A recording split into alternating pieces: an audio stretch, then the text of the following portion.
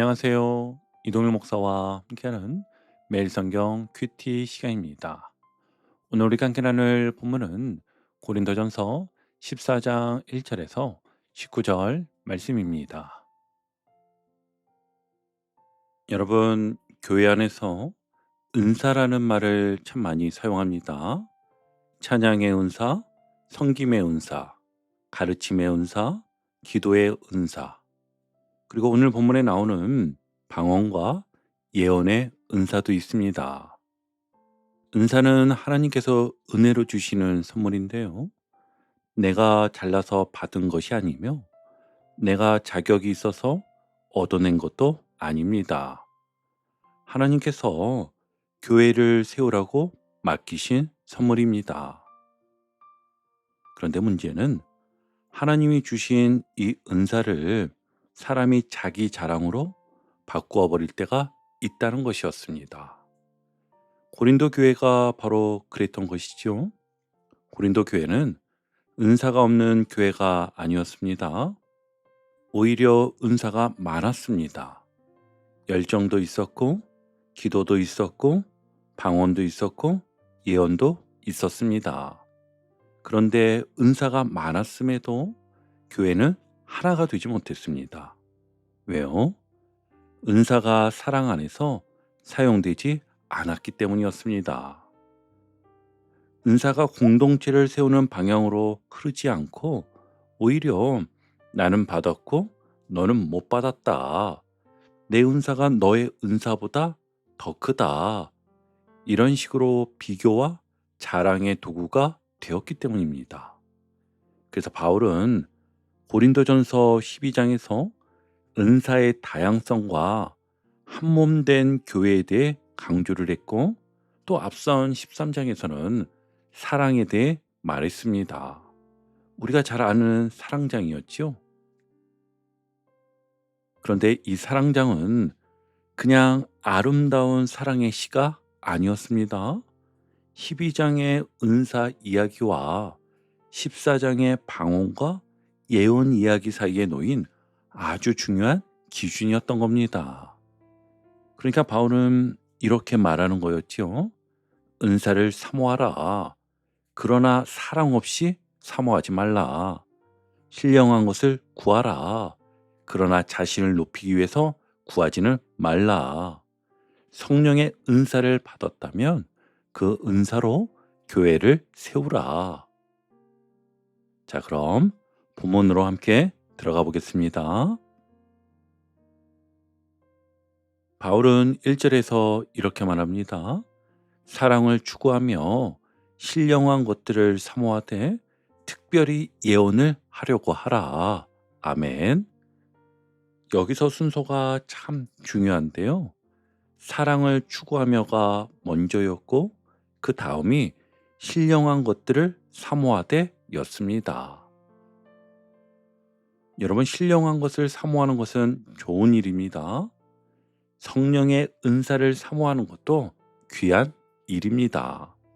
기도가 깊어지기를 바라고 하나님의 임재를 더 가까이 경험하기를 원하는 것도 믿음의 삶에서 참 소중한 갈망이지요. 하지만 바울은 그보다 먼저 사랑을 말하였습니다. 왜냐하면 사랑에 빠진 은사는 사람을 세우기보다 사람을 누를 수 있기 때문이었지요. 사랑에 빠진 은사는요, 공동체를 하나 되게 하기보다 공동체 안에 보이지 않는 줄을 긋게 만들 수 있잖아요. 나는 방언을 하는데 너는 왜 못하냐? 나는 이런 은사가 있는데 너는 아직 부족하다. 사실 이런 태도는 성령의 은사를 받은 사람의 태도가 아니죠. 은사는 영적 우월감을 증명하는 증명서가 아니기 때문입니다. 은사는요, 교회를 섬기라고 주신 하나님의 선물이잖아요. 그래서 바울은 특별히 예언을 하려고 하라, 이렇게 말합니다. 여기서 예언은요, 단순히 미래를 맞히는 일을 말하지 않습니다. 성경에서 말하는 예언의 예자는요, 미리 예자가 아니라 맡길 예자입니다. 그래서 하나님께서 맡기신 뜻과 말씀을 받아서 공동체가 알아들을 수 있는 말로 전하는 것이죠.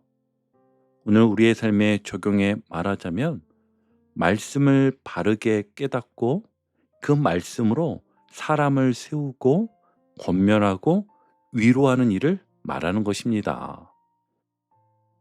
그래서 3절에서 바울은 예언을 이렇게 설명합니다. 그러나 예언하는 자는 사람에게 말하여 덕을 세우며 권면하며 위로하는 것이요. 아멘. 예언은 사람에게 말합니다. 그리고 그 말의 열매는 세 가지였습니다. 덕을 세우고 권면하고 위로하는 것이었죠.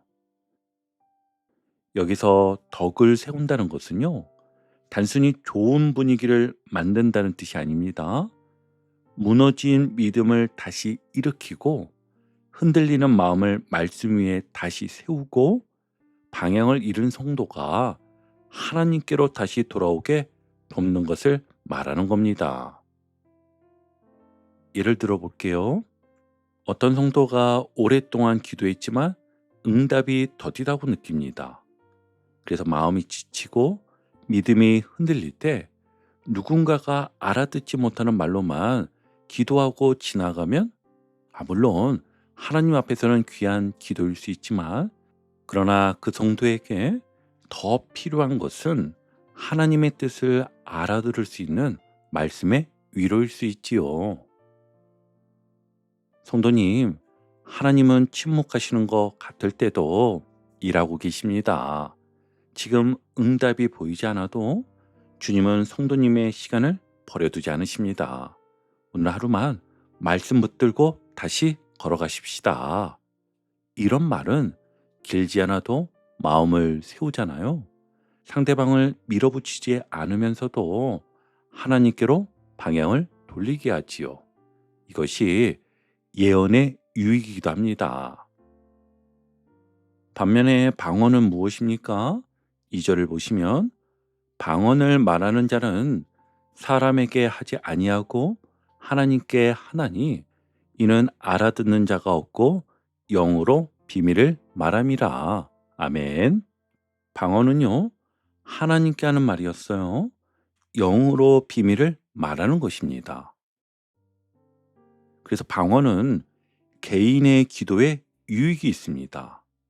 말로 다 표현할 수 없는 마음을 하나님께 올려드리게 해주고 또 기도가 깊어지도록 도와주며 내 안에 있는 탄식과 갈망을 하나님 앞에 쏟아놓게 해줍니다. 바울 역시 이 방언을 부정하지 않습니다. 우리 5절을 함께 보시면 나는 너희가 다 방언하기를 원하나 특별히 예언하기를 원하노라. 만일 방언을 말하는 자가 통역하여 교회의 덕을 세우지 아니하면 예언하는 자만 못하니라. 아멘. 바울은 방언을 금한다가 아니라 오히려 너희가 다 방언 말하기를 원한다고 말합니다. 그러나 4절에서 분명 공예배와 공동체 안에서는 사람들이 알아듣고 함께 세워지는 것이 중요하다고 하였지요. 방언을 말하는 자는 자기의 덕을 세우고 예언하는 자는 교회의 덕을 세우나니. 아멘. 그러니 이를 정리해 보면 방언은요, 자기의 덕을 세우고 예언은 교회의 덕을 세우는 것이었습니다. 자, 여기서 우리는 중요한 균형을 보아야 합니다. 나의 영혼이 세워지는 것도 중요하고 개인의 기도가 깊어지는 것도 귀하지요. 그러나 교회 안에서는 나만 은혜 받는 것으로 끝나서는 안 된다는 것입니다. 내 은혜가 공동체를 향한 사랑으로 흘러가야 합니다. 내 뜨거움이 다른 사람을 밀어내는 소리가 아니라 다른 사람을 품는 섬김이 되어야 한다는 겁니다. 바울은 이것을 이제 설명하기 위해 다음과 같은 세 가지 비유를 드는데요. 먼저 6절입니다. 그런즉 형제들아, 내가 너희에게 나아가서 방언으로 말하고 계시나 지식이나 예언이나 가르치는 것으로 말하지 아니하면 너희에게 무엇이 유익하리요? 아멘. 쉽게 말하면 이런 뜻이었어요. 내가 너희에게 복음을 전하러 갔을 때 너희가 알아듣지 못하는 말로만 말했다면 너희에게 무슨 유익이 있었겠느냐? 고린도 교회는 바울이 전한 복음을 듣고 세워졌잖아요. 당연히 그들이 이해할 수 있는 말로 예수 그리스도의 십자가와 부활이 전해졌기 때문에 교회가 세워진 것입니다. 믿음은 이렇듯 알아들을 수 있는 복음을 통해 자란다는 것이었습니다. 그리고 두 번째는 이 균형에 대해 악기의 비유를 드는데요. 7절 한번 볼게요. 혹 필이나 검은고와 같이 생명 없는 것이 소리를 낼 때 그 음의 분별을 나타내지 아니하면 필이 부는 것인지 검은고 타는 것인지 어찌 알게 되리요? 아멘. 피리와 검은고는 각각 다른 소리를 내는 악기입니다. 그런데 그 소리가 분명하지 않으면 듣는 사람은 그것이 피리 소리인지 검은고 소리인지 알 수 없습니다. 그러니까 이 비유의 핵심은 소리의 정체가 분명해야 한다는 것입니다. 아무리 소리가 나고 있어도 그 소리가 무엇인지 구별되지 않으면 듣는 사람에게 유익을 주기 어렵다는 것이었습니다. 자, 그리고 세 번째 비유는 나팔 비유입니다. 8절 한번 볼게요. 만일 나팔이 분명하지 못한 소리를 내면 누가 전투를 준비하리요? 아멘. 전쟁터에서 나팔 소리는 생명과 직결이 됩니다. 진격하라는 소리인지 물러서라는 소리인지 모이라는 소리인지 분명해야 합니다. 그런데 나팔 소리가 애매하면 어떻게 되겠습니까? 사람들이 혼란에 빠집니다. 교회 안에 말도 그렇습니다. 말씀이 분명히 전해져야 합니다. 기도도 회중이 함께 마음을 모을 수 있어야 합니다. 고면도 상대가 알아들을 수 있어야 합니다. 사랑도요, 상대가 느낄 수 있는 언어로 표현이 되어야 합니다. 그래서 9절에서 바울은 이렇게 말합니다. 이와 같은 너희도 혀로서 알아듣기 쉬운 말을 하지 아니하면 그 말하는 것을 어찌할리요? 이는 허공에다 말하는 것이라. 아멘. 허공에다 말하는 것이라. 이 얼마나 강한 표현입니까? 아무리 신령하게 들려도 아무리 많은 말을 해도 그 말이 상대에게 전달되지 않고 공동체를 세우지 못한다면 공중에 흩어지는 소리가 될 수 있다는 것입니다. 생각해 볼게요. 회사에서도 그렇습니다. 회의 시간에 리더가 어려운 전문 용어만 계속해서 말합니다. 근데 직원들이 무슨 뜻인지 이해하지 못합니다. 그러면 아무리 좋은 계획을 말해도 일이 진행되질 않습니다. 가정에서도 그렇습니다. 부모가 자녀를 사랑한다고 말하지만 자녀가 알아듣지 못하는 방식으로만 말하면 사랑이 전달되지 않을 수 있습니다. 다 너 잘 되라고 하는 말이야. 이렇게 말하지만 그 말투가 계속 상처가 된다면 자녀에게는 사랑보다 부담으로 남을 수 있습니다. 부부 사이도 마찬가지입니다.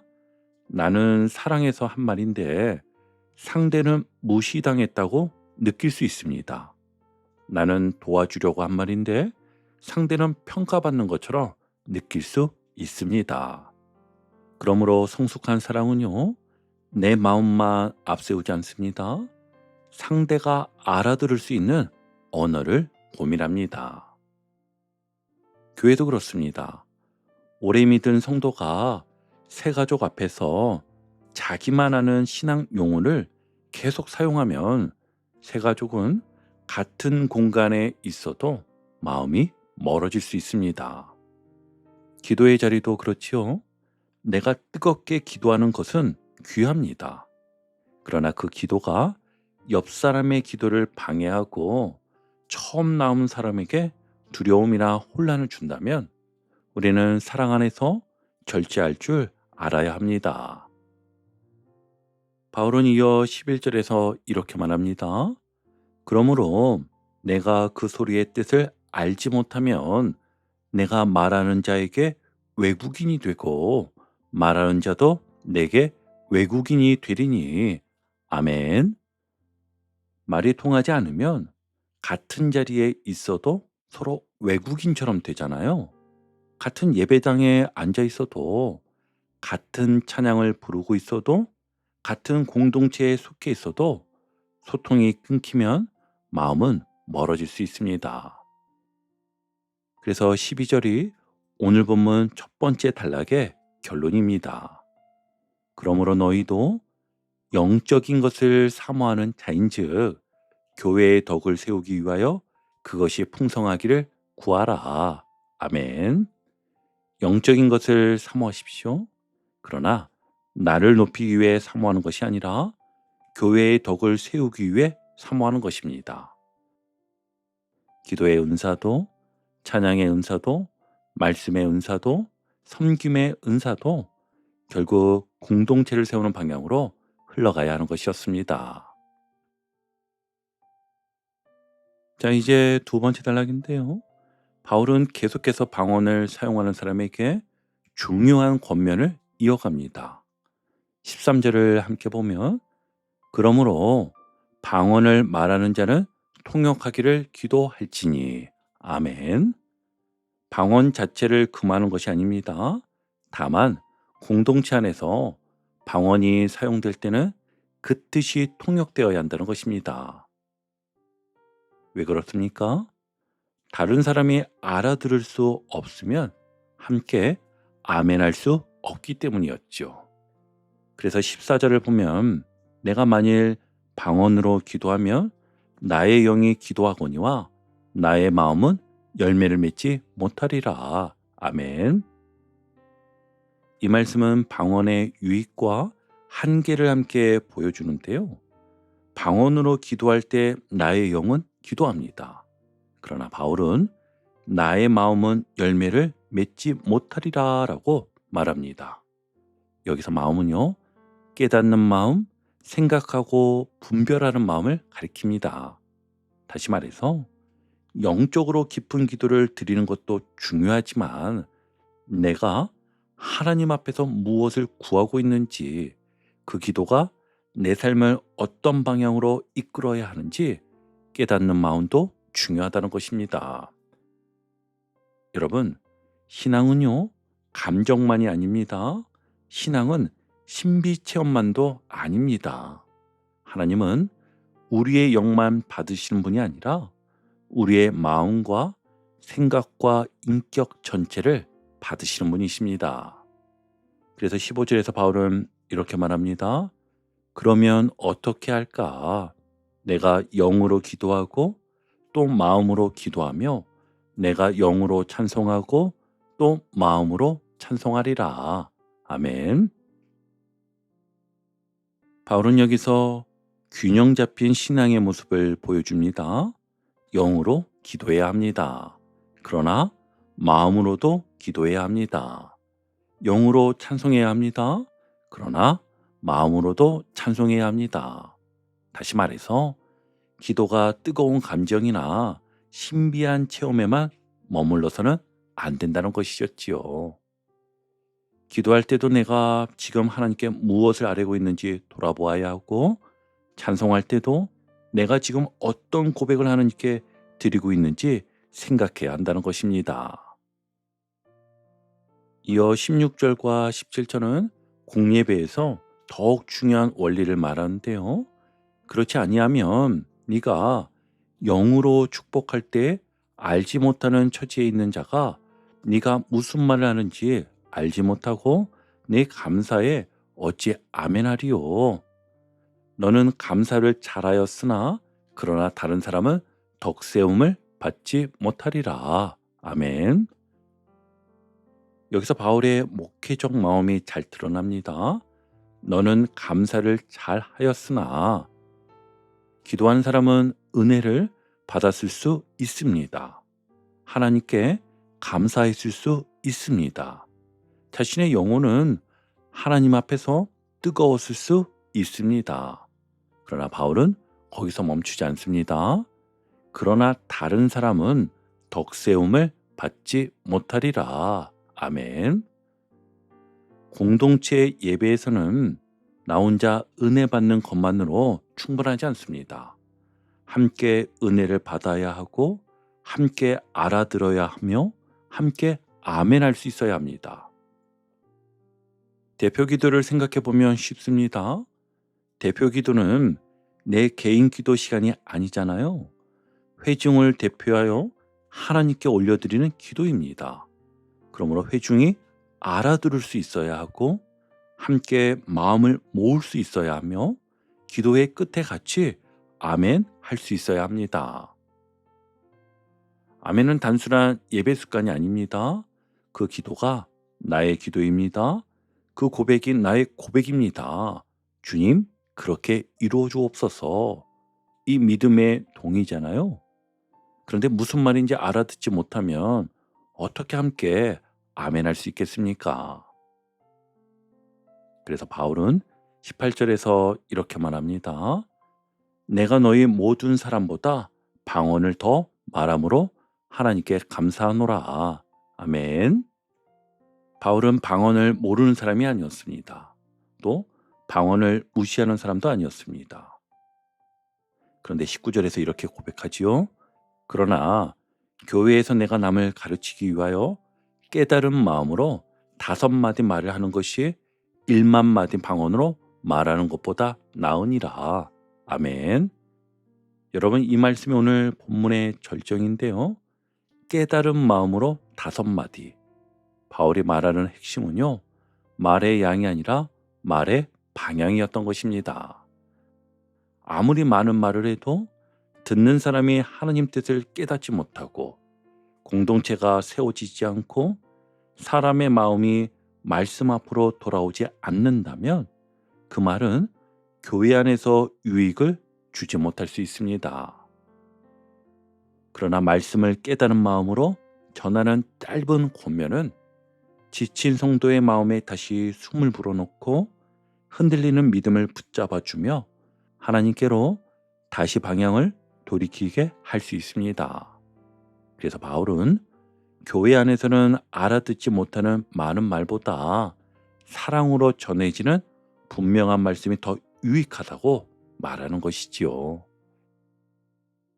성령의 역사는요, 혼란을 만드는 역사가 아닙니다. 성령의 역사는 말씀을 깨닫게 하고 그 말씀으로 교회를 세우고 그리스도의 몸을 온전하게 하는 역사인 것입니다. 그러므로 오늘 본문은 우리에게 묻습니다. 나는 많은 말로 나를 드러내고 있습니까? 아니면 깨달은 마음의 말로 사람을 세우고 있습니까? 오늘 하루 허공에 흩어지는 많은 말보다 누군가의 마음을 하나님께로 이끄는 깨달은 마음의 말을 전하는 복된 성도님들 되시기를 주님의 이름으로 축복합니다. 아멘.